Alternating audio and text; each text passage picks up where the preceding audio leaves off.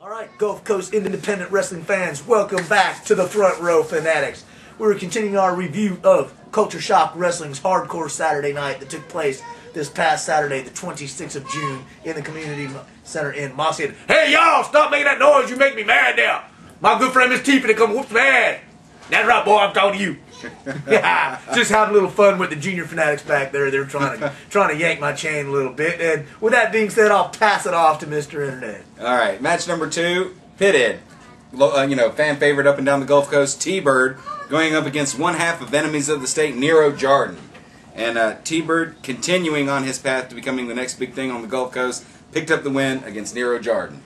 Impressive showing for T-Bird once again. I was surprised to see he was physically in as good a condition as he was, considering the violence that he was involved in the prior week in WIW. Yeah, busted nose. Busted nose in his title match against the California Kid in Panama City. The nose looked good. T-Bird, excuse me, got in there, mounted some impressive offense, pretty much dominated the match over Nero Jordan and picked up the victory. So I like it. I've seen some stuff lately out of T-Bird. He's expanding his repertoire, so to speak, trying out some new things. At one point, I did see Nero caught him in the face, and you could hear him yell when it hit the nose. Yes. So, obviously, he's still suffering the effects, but picking up a key win here at CSW. Moving right along, match number 3. It was match number 2 in the Iron Trinity tournament. It was the first combatants were the team of Pure Rays of Evolution, which consisted of Pure Doug Pitt, Scotty Rays, and the Evolution Robin Golfin. They took on one of my favorite tag teams, Initial Shock, which was Extreme G, JT Angel, and Stone. And this match was all over the place. You had several different styles and elements involved in it. You had speed, high flying, ground game, all covered with both these teams. Both of them picking up points, but in the end, they were tied on points. The match was considered a draw. Neither team would advance in the tournament. Yes, which one thing I'd like to say about this, it was the first time that Stone has appeared. This was his CSW debut. Made a fairly good showing, for the brief amount of time that he was involved in the match. It's also the initial debut of this combination of Pure Rays of Evolution with Doug Pitt, Scotty Rays, and the Evolution Robin Golfin, and they proved to be a formidable three-man team. And I was very impressed with the variety of moves and styles that they used in their, what's the phrase I'm looking for, their offensive onslaught against Initial Shock. Now, on the other hand, you had Extreme G and JT Angel. Shocky. Yeah, my boy Shocky. That's right. Forget the AFC. Shocky. Have been together as a team for a while, minus the semi or retired DJ Durst now, and they picked up Stone as the third man in their little clique there, and they meshed well. You could see not quite as well as they would have if DJ Durst had been there, but nonetheless, they put on a good showing too. It was an entertaining match. The fans were into it.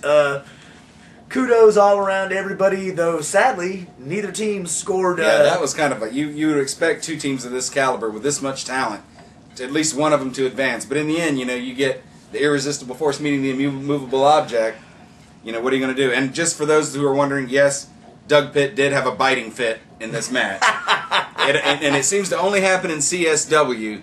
Doug gets to a certain point in a match, he will bite anything that moves. Referees, fans, ring post, opponents. Watch out for that. I think it's just the vibe there in the House of Hardcore brings out the Beastie Boy in Doug there, I mean, I had a chance to catch up with Doug after the show, and I told him I heard a rumor that this wrestler El Scariachi might want to interfere in the match, and he said he wished he would. Doug Pitt's looking for this El Scariachi guy, and when he finds him, it should be an explosive match. No telling. Trouble with the masked intruder stalking Pure Doug Pitt on the Gulf Coast, but I guess we'll just have to wait and see if and when the battle of those two titans takes place. So, all right, moving on. Match number 4. It pitted somebody we haven't seen in any promotion in a while, DJ Pringle. The Tater Chip. I didn't say that. He did. I didn't either. I've just said it right now. But there were some people breaking out the Tater Chip chant as he was introduced. Right, and he took on somebody who was returning on the scene. We're seeing more and more of on the Gulf Coast. Super nerd Lane Smart. Always a pleasure to see Lane Smart in action. And in the end, it was Lane Smart got the better of DJ Pringle. Well, the one thing I know, I was glad DJ didn't bring out that nasty-ass air freshener, man. That stuff like to make me gag under my mask and gack up my good beer the last time I saw him there at CSW, because he was... Yeah, he lacquered the place. Woo, man. It was tough, but it was good to see DJ Pringle again. Yes, you know, always a favorite antagonist of the crowd. Helps get the crowd riled. They love to hate him. So, and you know, after the show, he actually consoled me on the loss of my beard. So thank you, DJ. Always good to have a shoulder to cry on. By the way, folks, what do we think about the new GQ internet action going on here? I'm not feeling it. Send us some posts there on the message board, or leave comments on the Front Row Fanatics site after the review or whatever. Tell us what you think about the new and improved GQ internet there. Don't think so. Do we need to take a break, please? No, actually, you know, he only did that to make Mays feel good, since he had to shave off that little wannabe goatee. Yeah, you see, you know, I had the goatee for a while. The Bruiserweight Mays had a goatee. Now that I shaved mine, he shaved his. Except I'm not going to say it. It's just, imitation is the sincerest form of flattery, man. He wishes he could be Mr. Internet.